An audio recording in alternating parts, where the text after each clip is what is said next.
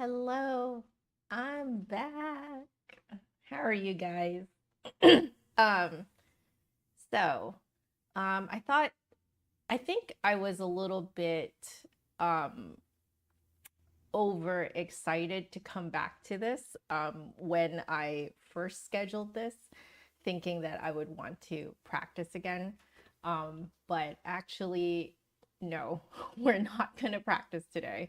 I think what we're going to do, what I think a better thing to do is to just kind of like come back here, say hi, catch up, um, tell you guys a bit about my vacation, and also just to bring you guys up to speed as to where I'm at right now, mentally, physically, etc.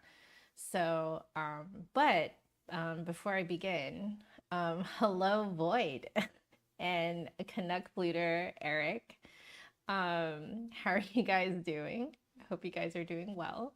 I do have my tea here. I made my tried and true favorite, which is a Canadian breakfast tea. It's really just a maple black tea, is what it is, with a little bit of almond milk, and that is it. Um, hey, Henry. um, so, oh, it's Sean. Wonderful. So yeah, I'm back. Um, oh, I just realized. Give me a sec. Okay. It caught onto one of my hairs and it was pulling it. Okay. Um, but yeah, so I had an amazing vacation. I did not vlog it. I decided against it because like I was thinking that I would vlog, but it didn't really make sense with how I was um running around and stuff. And vlogging, if I started vlogging, I think it would start to feel like work. So decided against it, but that isn't, there's nothing to say that I won't share about it, right? So I was like, I think when I get back that I will like gather all my pictures together, um, and just kind of talk with you guys about it. Hey, Midnight, how are you? Um,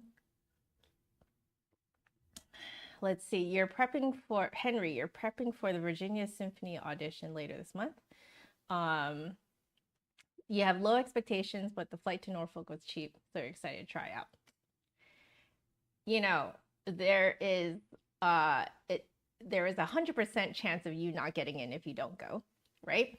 You have more of a chance of getting in if you do try, right? So yeah, I also agree. You have nothing to lose.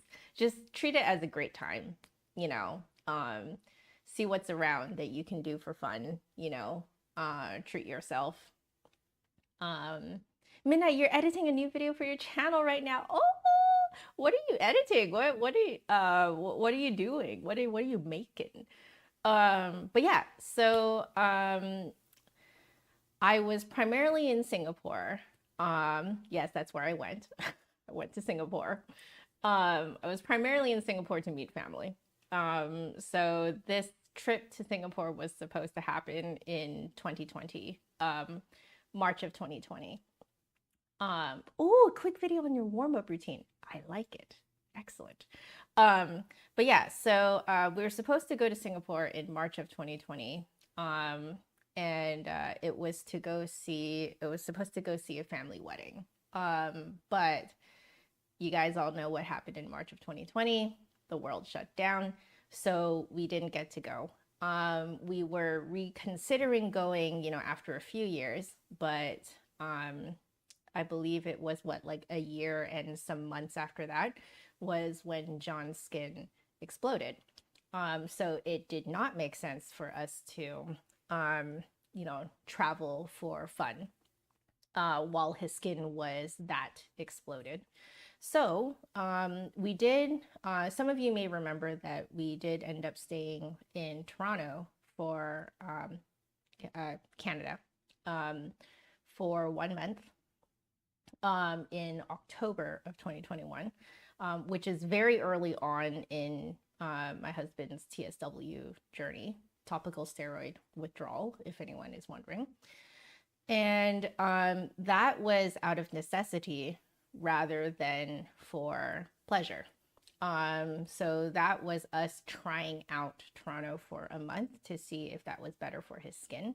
However, we found out about topical steroid withdrawal, the diagnosis of it, only I think it's like a few weeks before we went, because I think we had booked the flight earlier than when we had found out what his diagnosis actually was.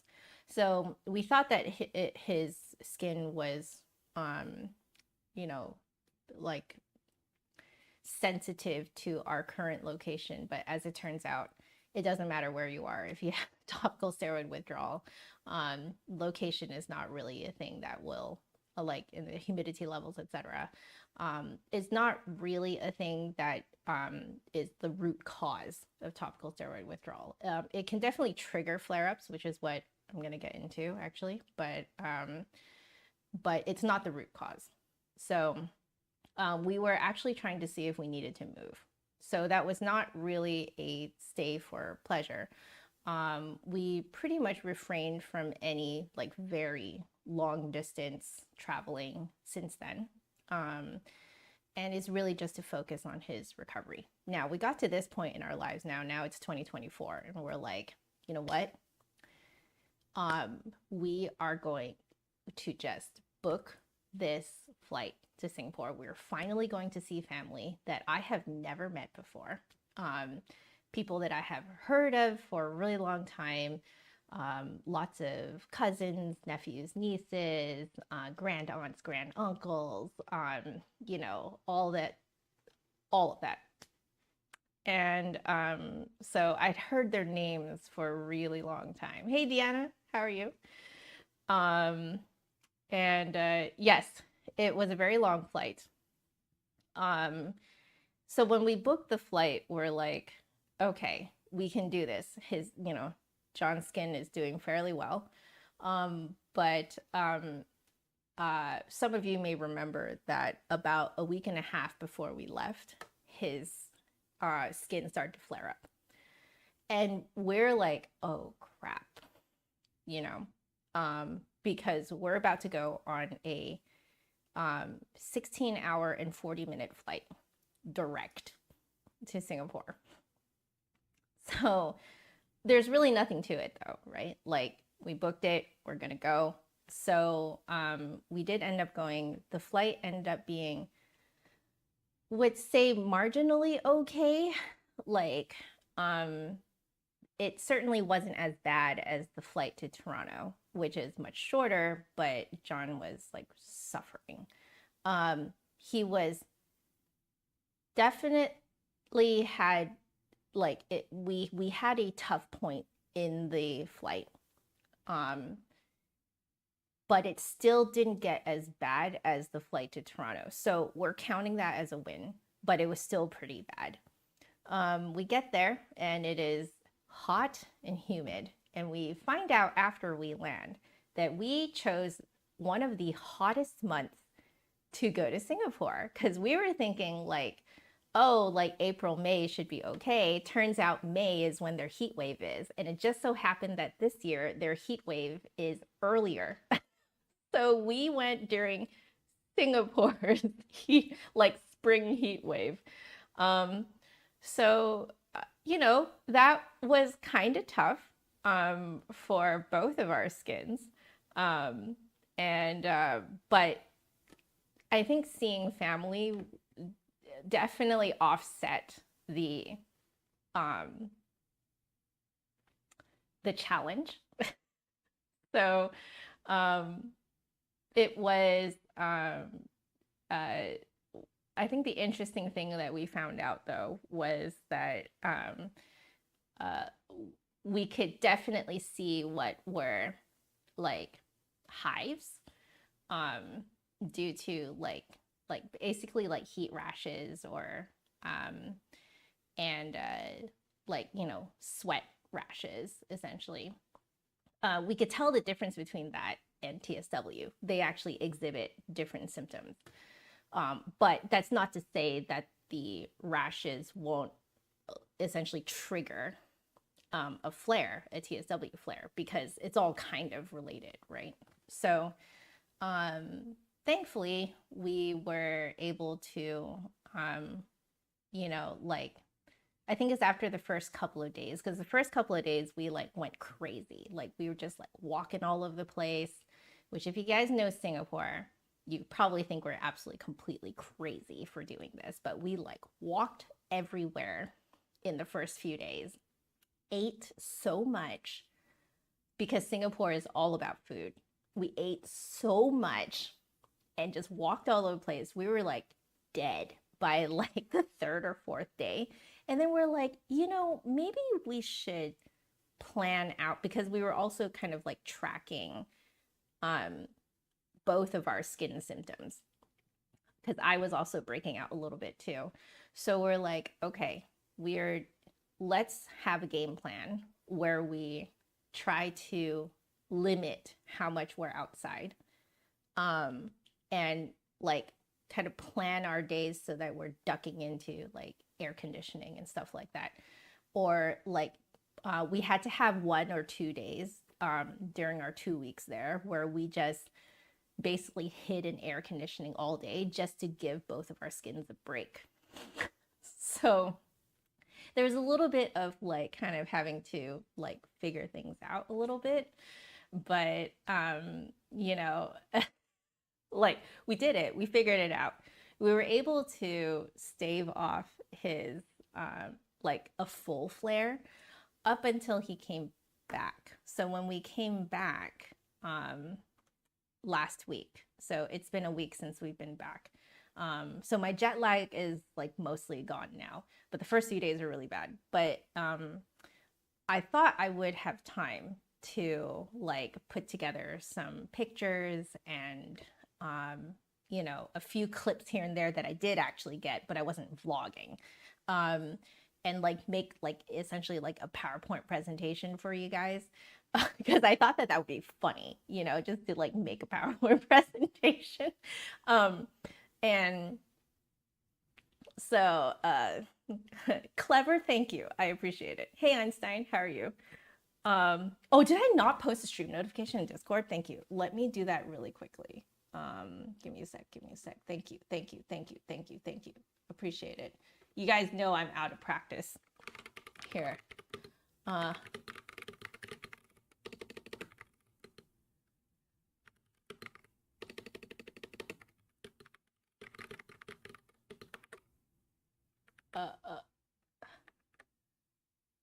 Let's see.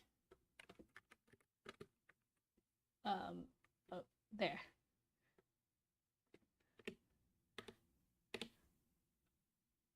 Okay. Okay, I did it.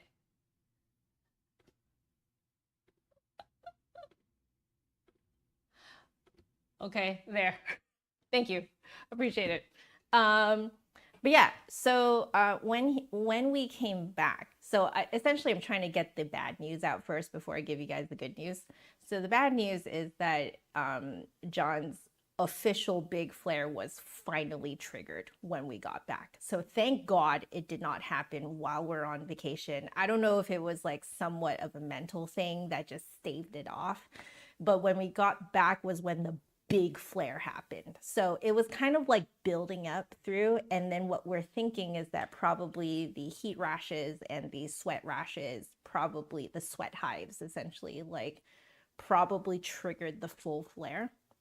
So it was kind of back to a lot of the like original symptoms that happened in 2021. It's just that he's healing a lot faster. But what that meant was that I was back on caregiver duty. So kind of felt like I lost him for basically from when we got back to a day or two ago, something like that. So I've been really kind of treasuring my time with him in the last day or two that he's been conscious. Because like essentially when you're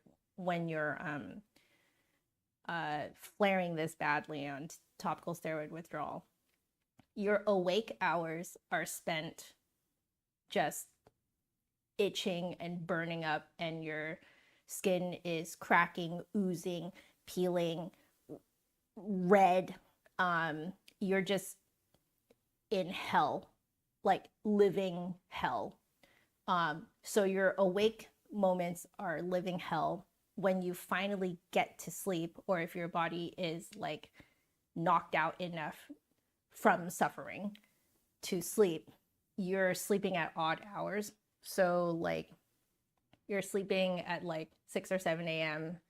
to like 10, 11, something like that. And then you sleep again at like 2 until like 6, 7, something like that. And then rinse and repeat. So like,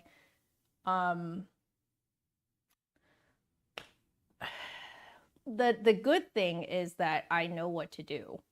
The good thing is that I know we both recognize the symptoms, and we just kind of both fell right back into caregiver and patient mode for a few days. And we were actually kind of like thinking like, you know, based on like the severity of it, we're like, this is probably not going to heal for a really long time.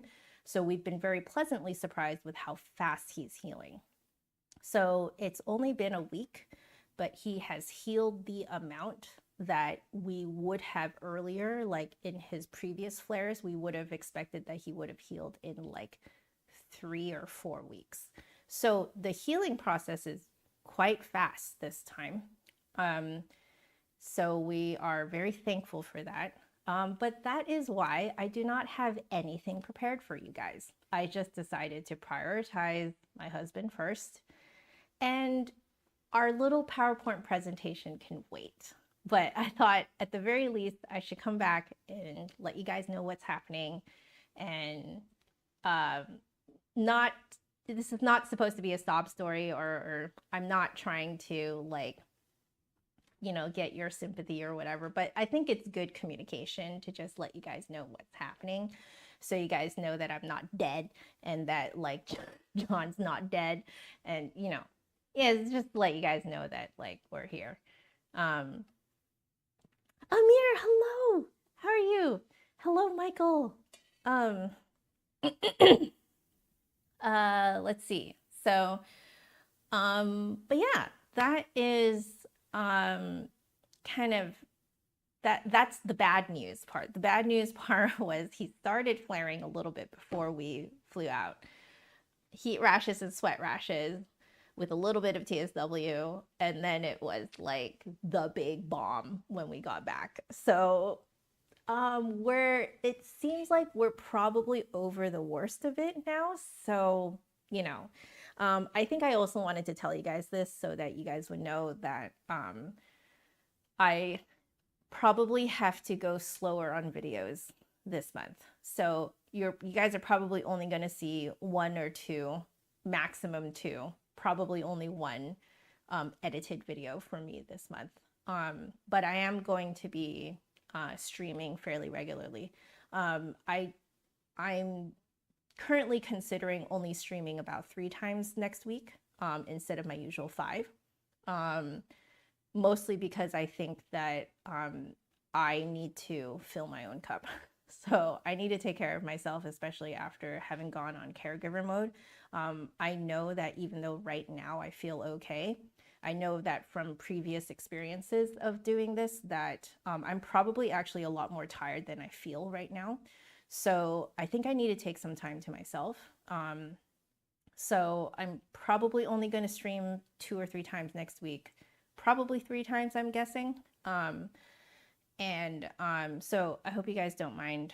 At the same time, I'm not really sorry for it, because I know I have to take care of myself if I'm going to continue doing what I do. But yeah, just kind of communicating with you guys that this is where I'm at and this is what I need. I have to slow down on videos because I really need to look after myself. So thank you. You guys are so sweet. Sounds about right, right, Deanna? Yeah, I'd come down off of the travel adrenaline and then boom. Yeah, because like essentially that's when your body feels like it can let go. So I'm actually really surprised I didn't get sick, which is why I feel like um, it's of utmost importance that I don't push myself too hard this month. I think this month I need to go pretty slow. So yeah, sorry, not sorry. Yeah, exactly. Like it's one of those things where it's like it's always going to sound like an apology when I tell you guys, but I have to be real with you guys. I'm not sorry. I'm not sorry. But at the same time, I'm a consumer myself of YouTube content, of Twitch content, and I really appreciate it when the content creator just comes right out and says, hey, this is what's happening to me, just so you guys know, that life is happening, and it's really no one's fault, and it just is kind of is, and I need to take care of myself. I need to take care of my family. I need to take care of myself. So there you go.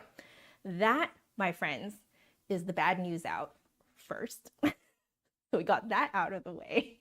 But I wanted to talk a little bit about the wonderful parts of this vacation. So I know some people might think about 2 weeks in Singapore and be like, what the heck can you stretch out to do in 2 weeks in Singapore? Most people only spend about 4 days in Singapore at the most. And then you would have already hit up most of the big attractions. You probably would have already eaten way too much. So like, what can you possibly do? Now, for us, though, we have a ton of family over there. And this is family that I have never met before and that I've been wanting to meet for a really long time. I've heard of their names for a really long time. I've seen pictures of them for a really long time. A few of them we met because a few of them flew over in the past decade or so. Throughout the past decade or so, they have flown over to visit. But as you guys know, overseas tickets are very expensive. So it's just not really something that people do on the regular, So we decided to spend 2 weeks there so that it'd be easier to schedule with family. So we, how kids school schedule is, right? Because we're coming in the middle of school, okay? So and people are still working and stuff like we're the only ones on vacation, okay? Everyone else is working or retired or going to school. So we just wanted to be very respectful of everyone's time. And so, us being there for 2 weeks means that we were able to meet up with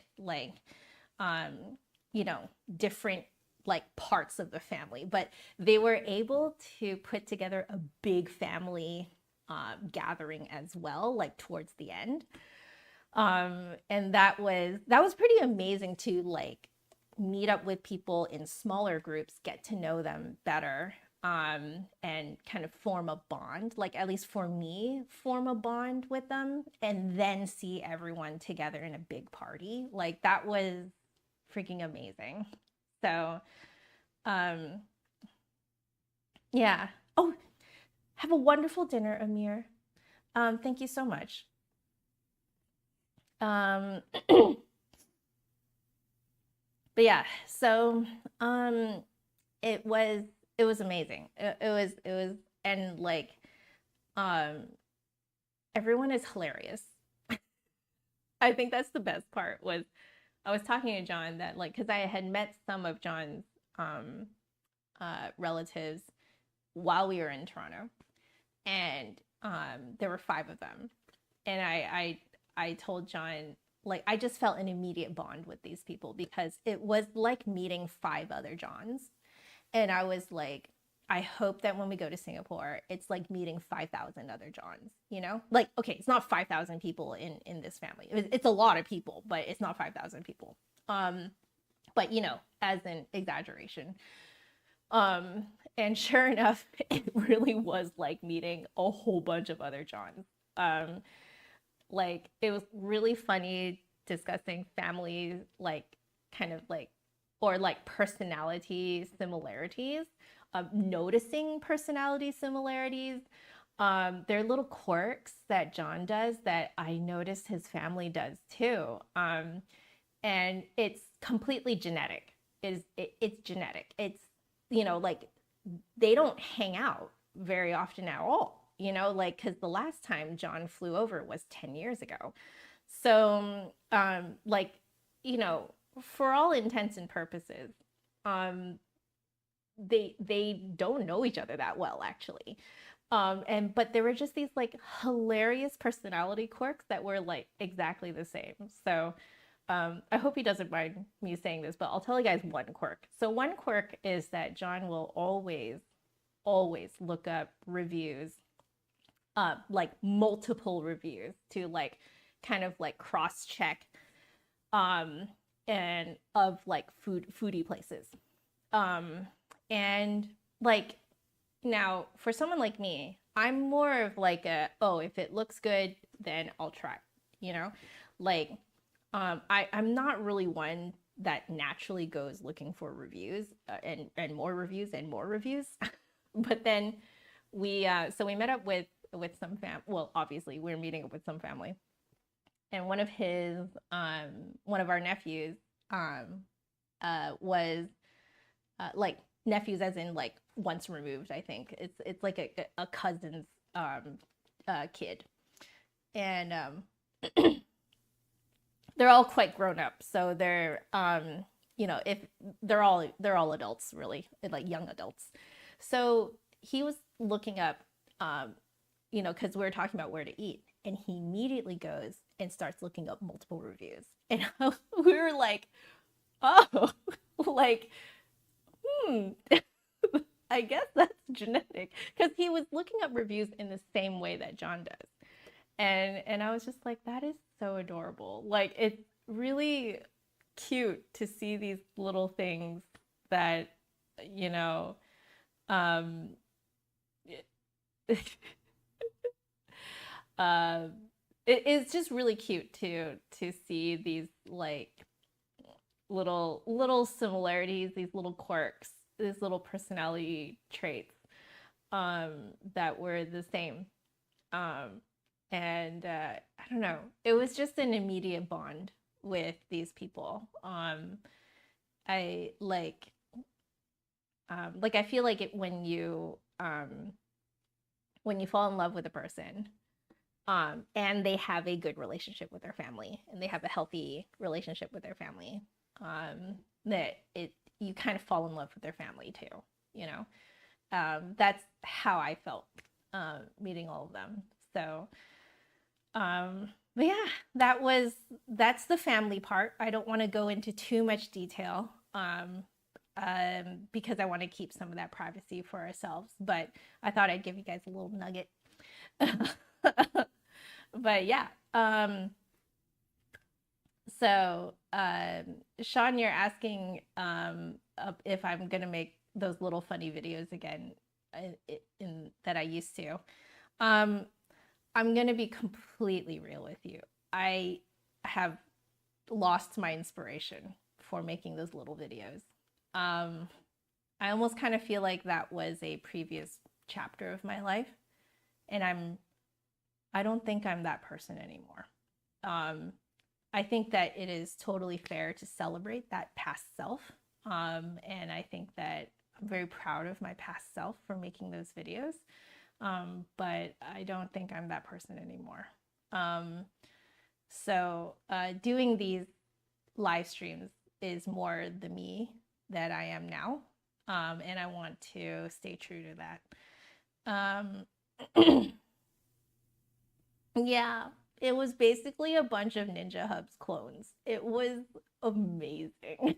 Like it was so funny. Like, so long before I met John, I was randomly invited to a birthday party by a friend. And now I knew that this friend was Singaporean, but for some reason, my brain just did not make any connection that quite possibly it would be a bunch of Singaporeans at this birthday party. And I went into this birthday party where, because I didn't know anyone at this birthday party except for the birthday girl. But I felt so honored that she would invite me to her birthday party that I went anyway. I'm definitely a bit of a weirdo lone wolf when it comes to this kind of stuff. Like, I don't care if I have no one to go with, I'm just gonna go. And I had the best time. It was probably the best birthday party I've ever been to in my entire life. But it was because the whole time, like everyone there loved food. Everyone there was like just all over the food. And on top of that, they have this humor where they're constantly ribbing each other, but in good fun. You know, it's all understood to be in good fun, but they're just totally ribbing on each other the entire time. I remember laughing so hard, I felt like my cheeks were gonna fall off. And like, I knew no one, and I had the best time in the world. And I remember thinking to myself, like, I wish this was family. Like I wish like I had felt like I had found my people. And you know, like I'm really bad at ribbing other people, but I like being present for it. You know, like I like listening to it. And I met John many years later, not knowing that he's Singaporean, had no idea that he was Singaporean or that his family was Singaporean. Had no idea. I just fell in love with him for him. And then I later found out that his family is Singaporean. And then I was like, oh my gosh, like, is my dream coming true? And like, I feel like this trip confirmed that. Like, it confirmed, because, you know, we went over there, you know, and it absolutely confirmed that these are my people. So yeah. Hey David, how are you?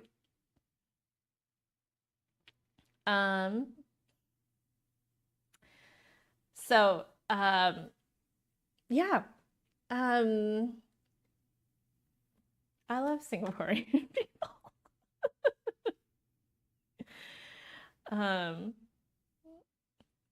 Deanna has some great tips there. I don't actually feel like I fly enough to give really good advice on how to fly. There are a lot of blog posts out there, a lot of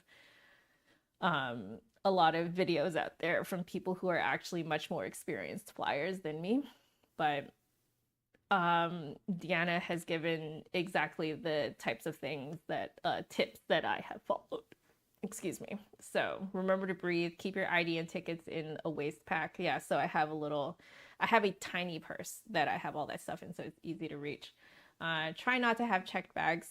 It's true. It's a lot less complicated. We did have checked bags to go to Singapore because we're going to Singapore. Yeah, so I actually don't care which seat I get, but something that I found out from a student was that if you get motion sick, you want to try and get a seat that's further up in the front. Obviously, business class is like really expensive, so but you can try and choose, like, if you're allowed to choose a seat, try and choose a seat that's further forward if you get really motion sick. Because the back of the plane is where it like kind of bobs a little bit more. So I don't really get motion sick, so I don't really care where I sit. But yeah, so yeah, Deanna's tips are fantastic. So that sounds fun, Michael. So David, you're doing a triple major. Holy cow, you guys do triple majors these days? But you're pretty happy as long as you're happy. You know what? If you're going to absolutely max out your education like that, go for it. Do it as long as you're happy. If you are happy, that's all that really matters. If you're happy and you're fulfilled, cool. If it's draining you, then maybe go down to a double major. Right? But like if that's what's making you fulfilled and happy, do it. So Richard, hello and welcome. You're asking for thoughts on the Reinecke. I'm sorry, I that is one of the pieces that got away from me. I never studied it. So I'm sorry. I have no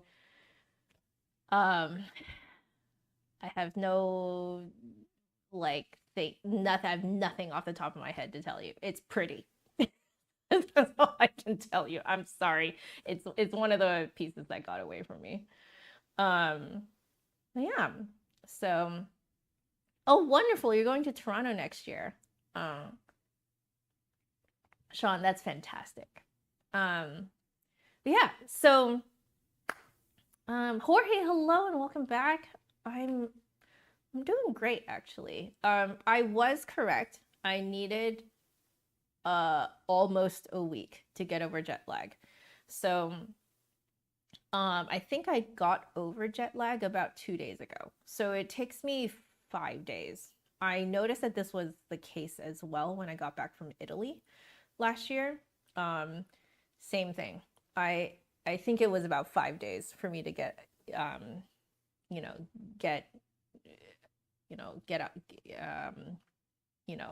get over jet lag.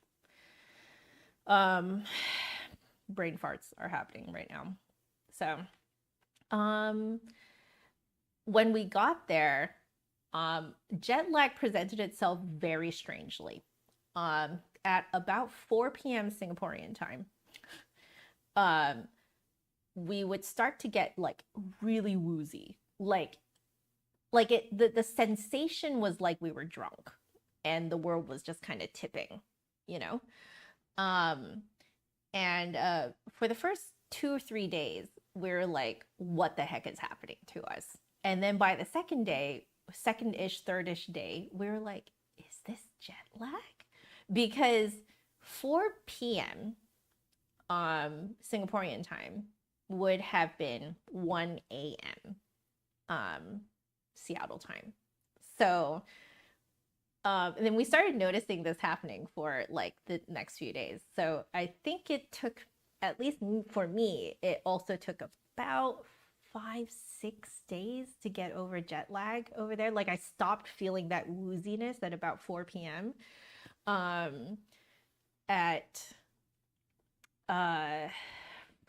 5th or 6th day, something like that. So we got used to it for a week. So we had a week or a little bit more than a week of like no jet lag, totally used to Singaporean time, and then we had to come back. So yeah. I will save my answer for the NFA question for later. Many streams later.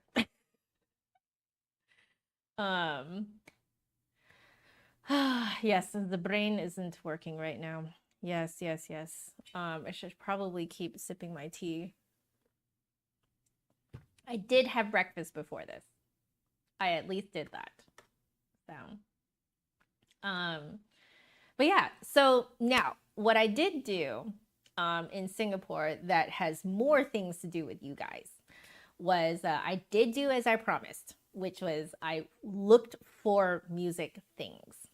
So I wanted to kind of pre-show you guys before I do a full review. I went to a Yamaha store, a giant Yamaha store. There are several giant Yamaha stores in Singapore. And I found something super interesting. I found Yamaha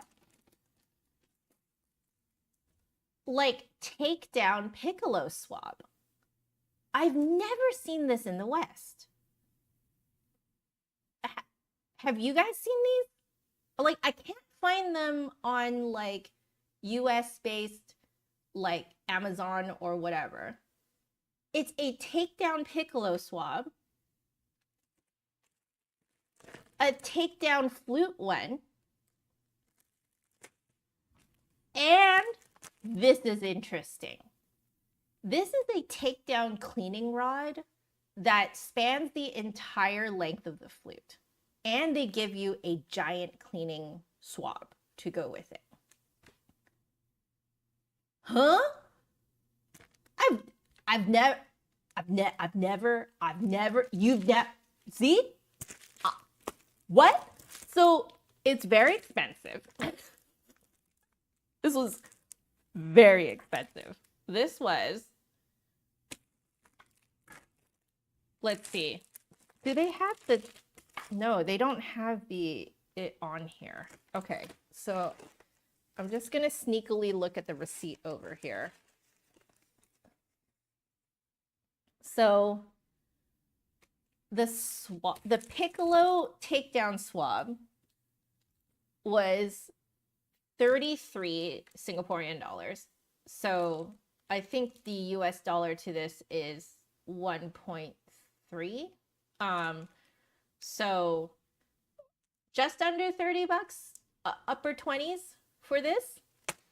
The flute swab, so this one was pretty much as expected. It was 66 Singaporean dollars. So you're looking at 50 something, mid 55, something like that, US dollars, which is actually pretty in line with this little puppy. So this one I think ran me, yeah, like 55, something like that. So it's actually around the same price. And then this puppy was 60 Singaporean dollars. So like price-wise, it's pretty much exactly what you would expect. You know, compared to what like a similar product that we would pay for in the US. So, but like, I've never seen these ever. Like, yeah, yes. It's because Singapore is very close to Japan. So I'm not that surprised that there are like several huge Yamaha stores. Like the Yamaha store that I went to here, like, so these malls, like some of these malls are smaller. Actually, most of the malls are smaller than the ones that you would find in the US. And so, but like, so it's a smaller mall, but this Yamaha store took up like essentially, I want to say 3 or 4 store like spots. Like they took up an entire like end of one of the wings of this mall, and it was like like I wasn't expecting to find this, and then when I did, I was like, I've never seen this in the West. I mean, I guess I'm spending $150. I guess I'm spending $150 right now. So so I did. But yeah. Yeah, you guys have never seen these, right? Like, that is so cool. That, because I have a student who had to buy a dowel, a wooden dowel, and literally carve their own cleaning rod. And then they just had like a soft handkerchief, like a large soft handkerchief to use as a cleaning swab. But I was like, this is essentially like a produced version of that. We'll never see this on the West. I'm just, you know what? If for some reason Yamaha is seeing this, just know you probably have a huge market in the West for this. I'm just saying. So that was the interesting thing. I do want to actually make reviews on this, because why not? You know, so because I do know that I have some viewers in Asian countries. So, you know, I have a few. I know that I do have a few viewers in Singapore. So I did not do a meet and greet in Singapore though, because this was expressly a family private trip, not a work trip. So I did not set up a meet and greet or anything like that. Besides, I don't think that I would have been able to meet up with anyone because I only have a few viewers in Singapore, I think.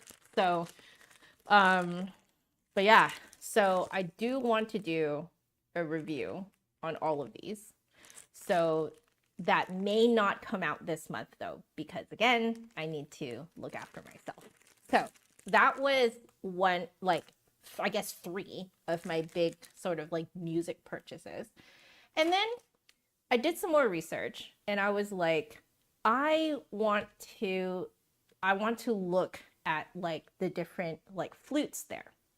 So I think I'll talk about this more when I show photos. I didn't take photos of some places though, because a lot of places seem to be by appointment only that you can try flutes, because they need to get a technician in to like tweak the flutes, clean the flutes, let you try it, and then immediately retweak them and polish them up, clean them up, and put them away. So that seemed to be more or less the general culture surrounding trying instruments over there. It's not quite as devil may care as here in the US, where you know, like you walk into any store and you can expect that if you ask to try an instrument, they'll just bring it out to you.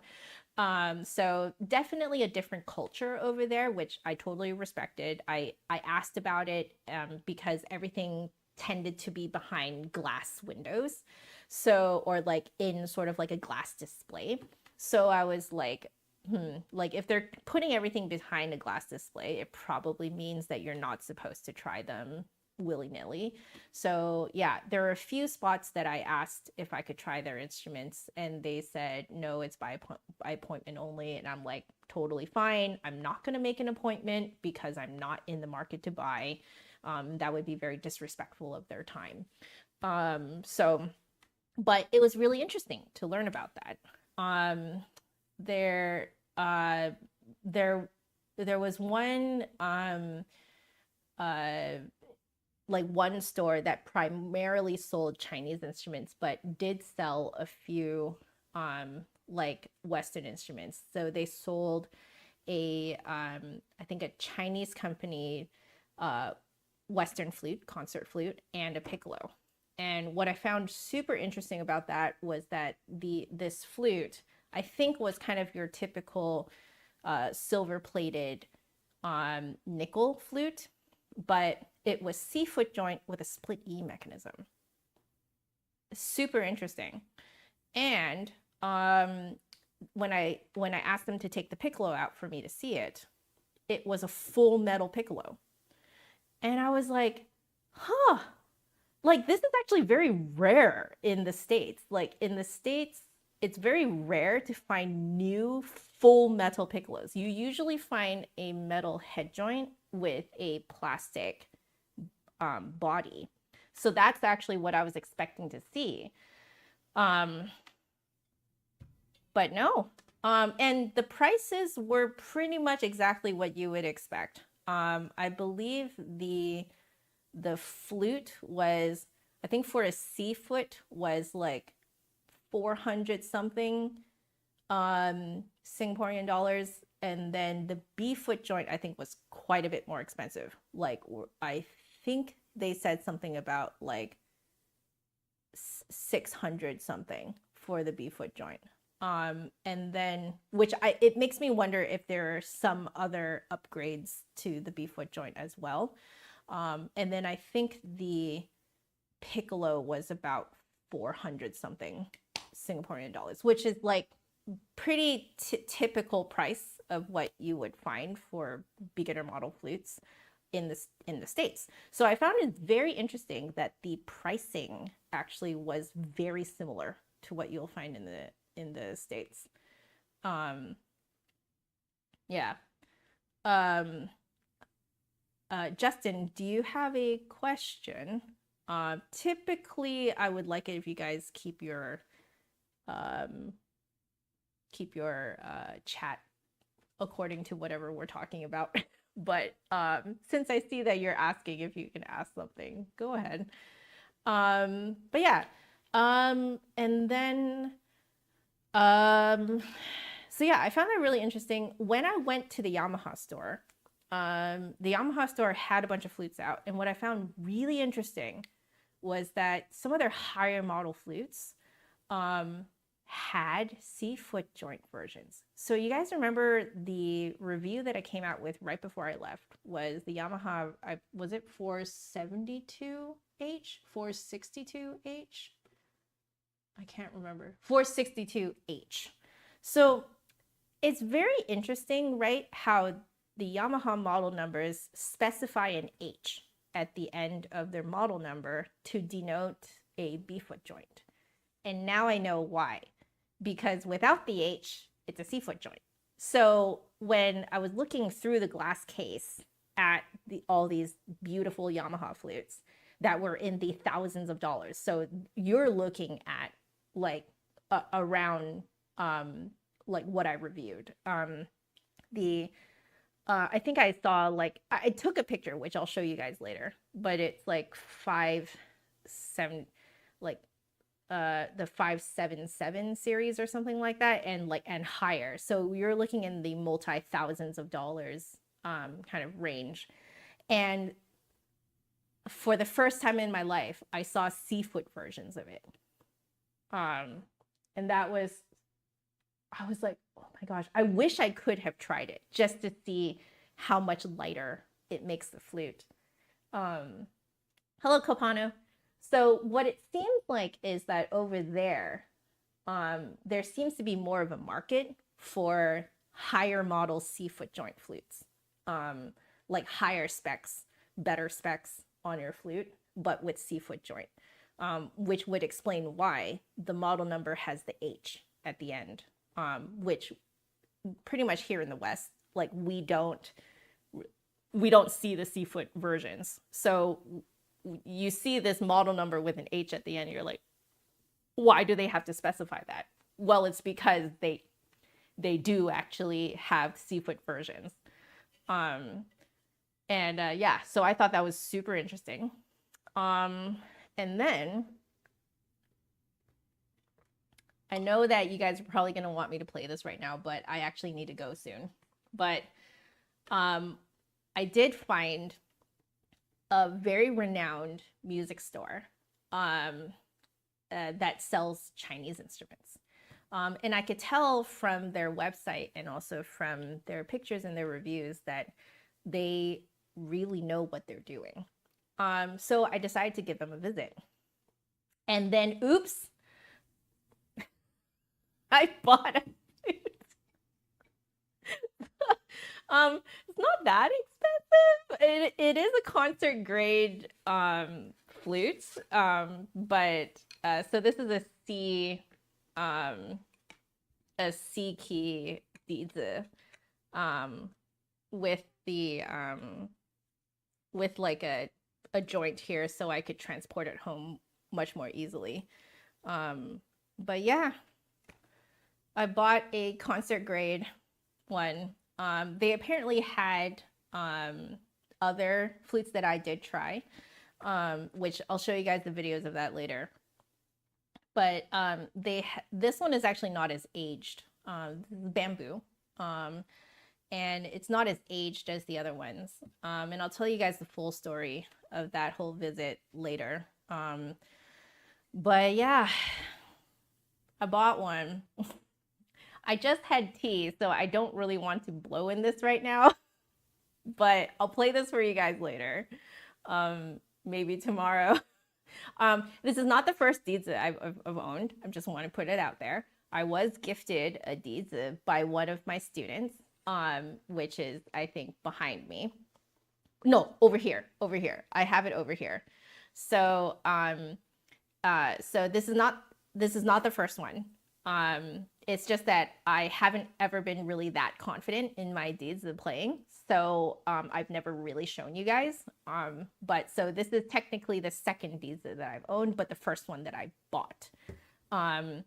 So yeah, the other ones that I was looking at, which were like the aged bamboo and stuff like that, which apparently is the denser wood. I didn't actually play them very well. So I don't know if that says something about my playing ability on the deeds that is probably actually more elementary. But that's okay. I'm okay with that because that means that I only had to spend 72 Singaporean dollars rather than like 260 something or whatever the price was. Uh, so yeah, I was able to play this for John's uncle and aunt, and in their home, which is where we were staying at. And it was really lovely. They took a little video, sent it off to the rest of the family. The family thread blew up partially because I was able to figure out the Hobbit theme on this, and also Genshin Impact main theme. And I really was trying to figure out the Genshin Impact main theme on this because one of the nephews plays Genshin, or used to play Genshin, and so thought it'd be a nice little nod to him to play it on this. But yeah, so oh, Victor, hello. Cheers.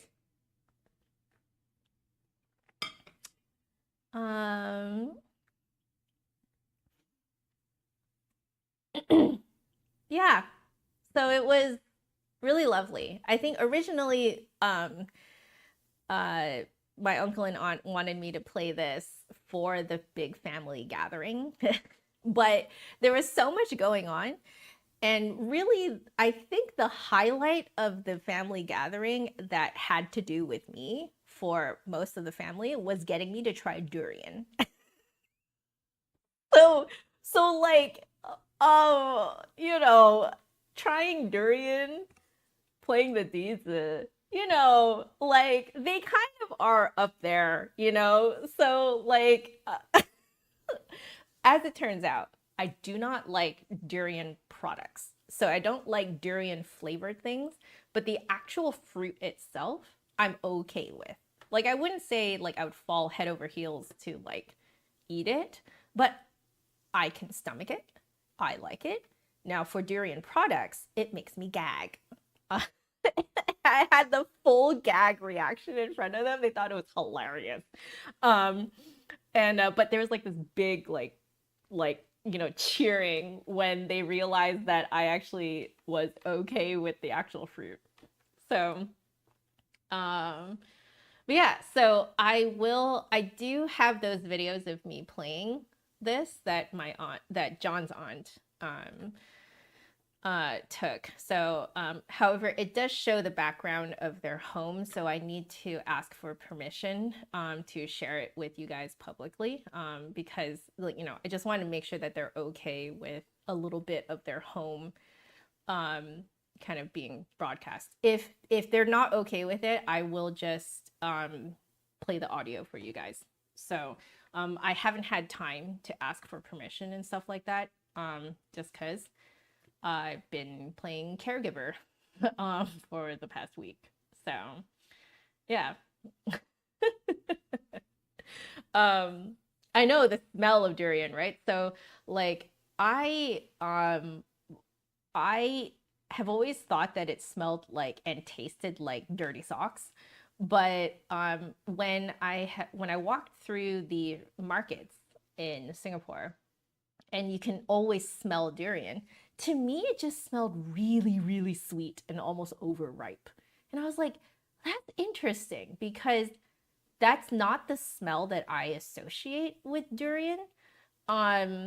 So as it turns out, I can only stomach fresh durian. And the durian that we get here in the West is usually like imported frozen. So it loses its texture, and it loses, I think, some of the like flavor as well. But yeah, apparently I only like durian fresh, which means that you can only get it in Asia.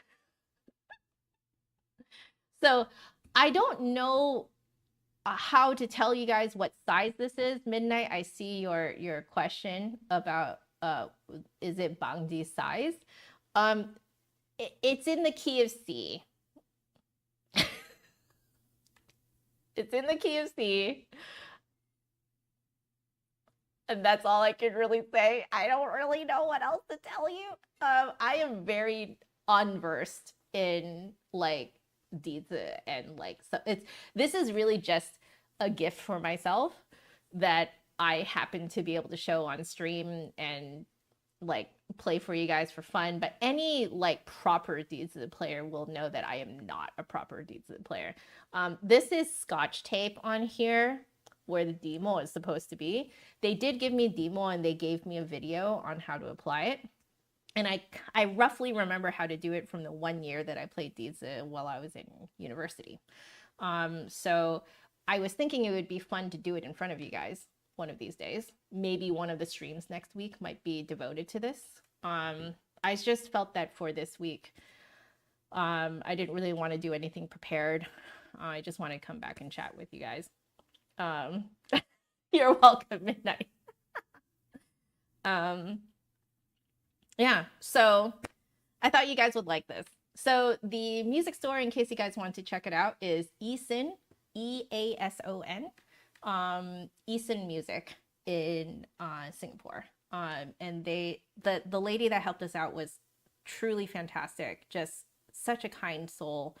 And she walked us over from their studio to where they, you know, have the whole shop set up. And like, I have never seen so many dizi in my life. Okay, because they don't just sell dizi, they sell erhu, and they sell like guzheng, and they sell, oh, excuse me, and they sell just like a whole bunch of things, like a whole bunch of Chinese instruments. And like their walls are just like lined with like guzhengs and like erhus and stuff like that. And then they just had a shipment of dizi come in. It's just this giant box of just filled to the brim with dizi, like in these bags.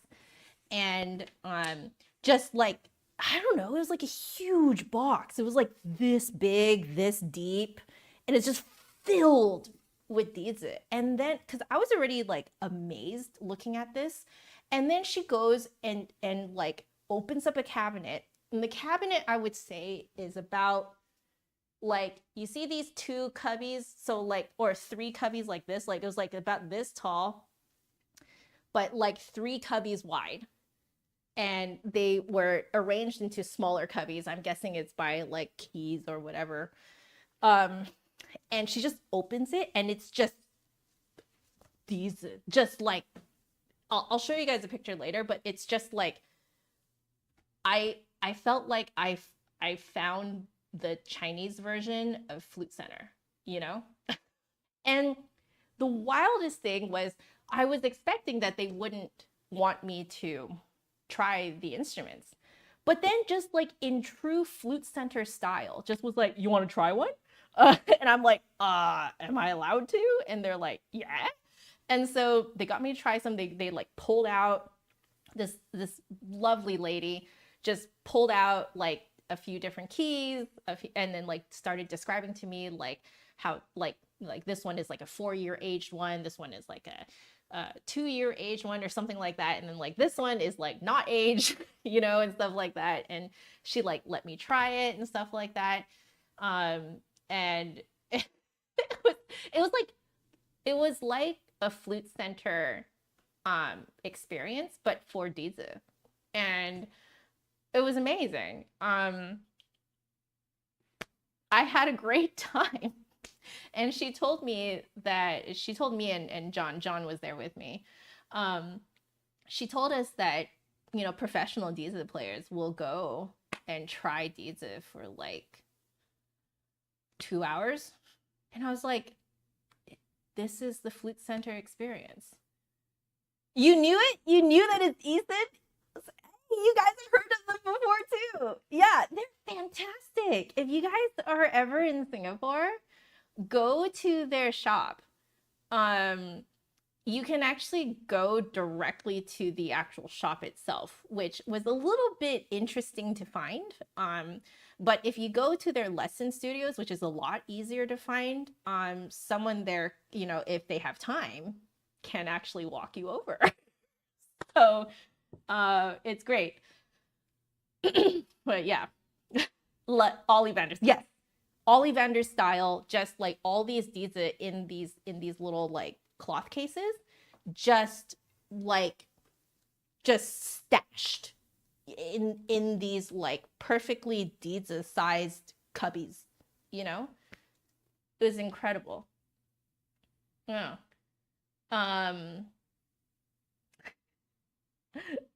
I love that you guys that midnight, you know that it's Eason. Yeah.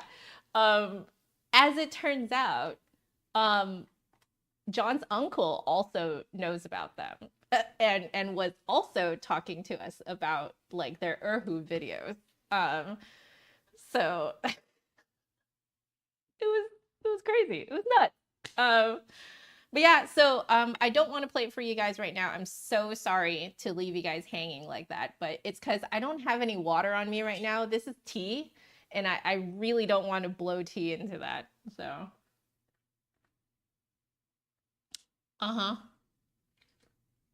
they'll even rent you a gong. I didn't. For all your gong needs, go to Eason. I'm not surprised. Like, I'll show you guys the videos of me trying flutes there, because John got some videos of me trying their flutes, and you guys can kind of see more of the background. I've also taken some photos of like that studio so I can show you guys. But it was, yeah, I randomly got the flute center experience, but for dizi. It was like the most random thing. Like I was actually this close to not going because I was actually really tired. The time that we got to a day that we had free that we could go and seek them out. So I was this close to not going because I was super tired, but I was like, you know what? You know, John was like, no, we need to go. Like, you know, you've done the research, you have found this place. This place looks really good. So we should go check it out. And I'm like, okay. So we took the MRT, which is their subway system, took the MRT and a bus, a connecting bus, to go to Eason. And it was, I'm so glad I did it. I'm so glad. So it was, it was a great experience, guys. Like, I kind of, like, I get it. Like, I think it's, so for me, I think I've always wanted to have the flute center experience without being a professional, because I have several students and several viewers who have emailed me and let me know what their experience was like as a non-professional trying flutes at the flute center. And it's just like an afternoon of just nerdy fun for the sake of being a nerd, you know? And, you know, oops, you might buy a flute afterwards. But like, it was amazing to have that experience at Eason, because I'm not a professional dizi player. And, you know, to be shown this level of like customer service and like just nerdiness and like wholesome nerdiness, and like there's no shaming me for not knowing how to hold a dizi properly, because let me tell you guys, okay, I'm just going to straight up tell you, no one holds a dizi like this, okay? This is the sign, like this is a sign that you're like a dirty Western concert flute player, okay? You're supposed to, like, I only recently learned that you're supposed to use like not your like, you know, the tips of your fingers on the holes, but like more so like the inner joints on the other holes. You're supposed to play more like this, but I don't know how to make it work. And I clearly have not done enough research, but you're supposed to put your thumb like over here. And like, but my Western concert flute brain just cannot get over it. So I just play like this. Just play, but that is not like any seasoned dizi player will not play it like that. And they did not make any mention of that. They did not like, they're just super respectful and just there to have a good time with me shopping for a dizi, you know? It was, is it, Henry? You know what I mean, right? Like, you're supposed to play with your thumb like out here or something. And I can't do it, man. I'm a dirty Western concert flute player and I can't do it. Similar to an Irish wooden flute. Yeah, that's what I've seen. I've seen this before too. And I'm just like, I am a dirty Western concert flute player. I can't do it. I'm sorry. So we're just playing it like this. And like, it's one of those things where I know that any seasoned dizi player will look at videos of me playing and be like, she's not a real dizi player. And I know this and I'm sorry. I can't do it. Like, I cannot naturally play like this. Where's the bem babes? Hashtag bem babes. We will hold the dizi wrong. Oh, I love that. Wait, I'm changing the title. I'm changing the title of today's stream to be that. Okay. Hashtag bem babes.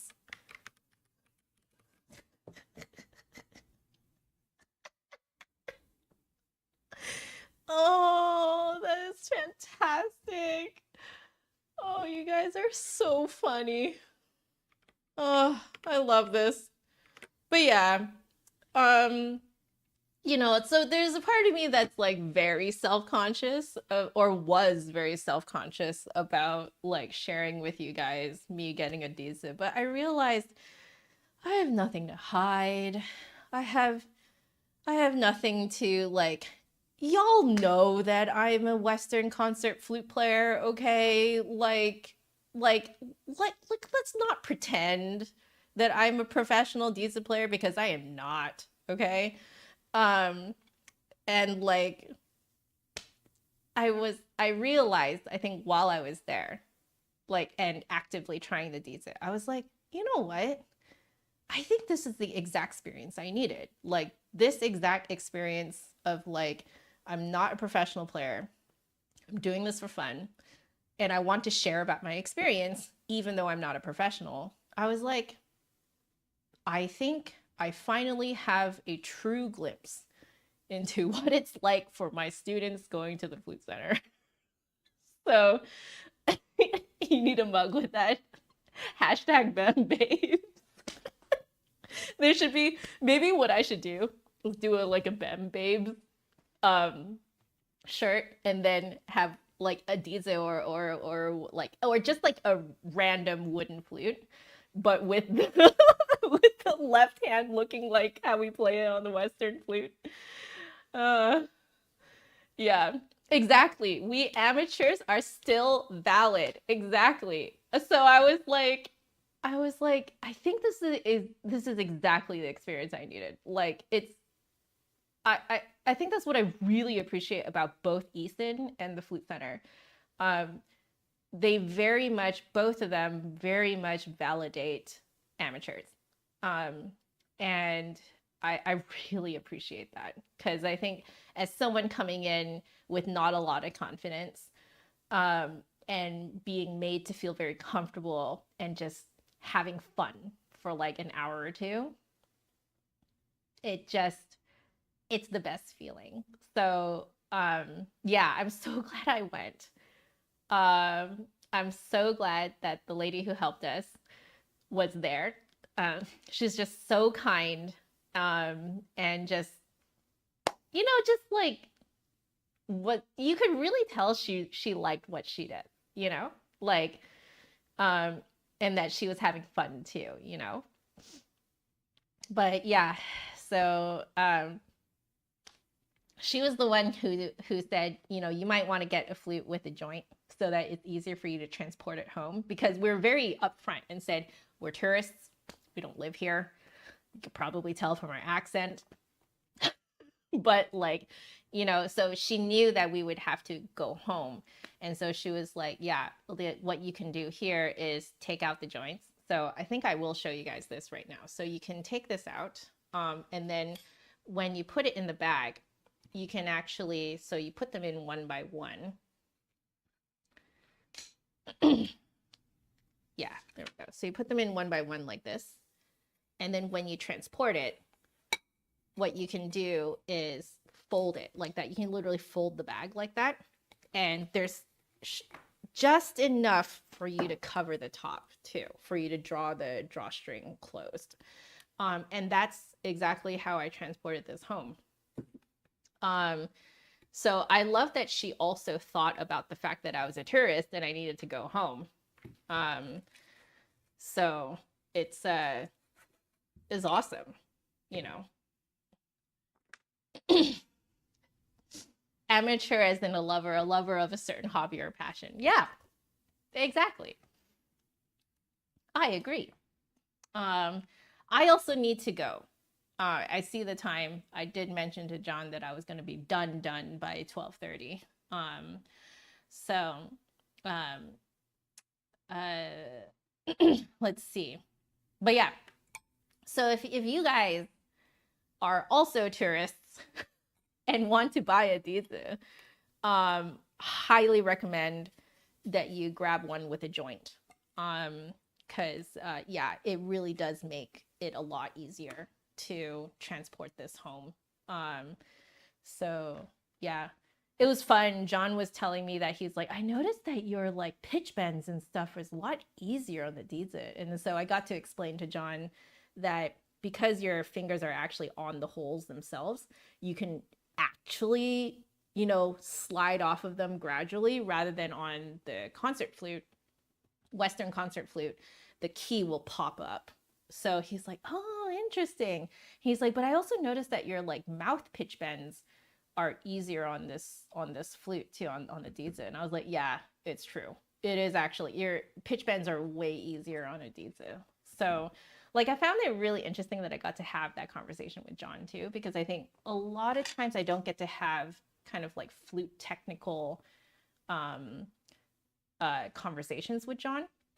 So I felt like that sort of like, I don't know, it sort of like helped us get to know each other even more. So that was really nice. But yeah, I think I will call it there. I need to go. So I will, no, I can leave this together now. It doesn't have to be folded up right now because now I'm just at home. So I'm going to put this away. And then maybe in a stream next week, I will remove the tape and put a proper demo on it and the membrane. And then we can try it out together as an amateur next week.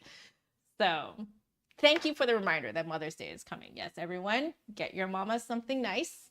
Or at the very least, send them a card, you know, call them, spend some time. Okay. I got my mama something from Singapore. But yeah, so thank you all so much for the warm welcome back. I'm really happy to be back. But just know that things are going to be a little slow for the next few weeks.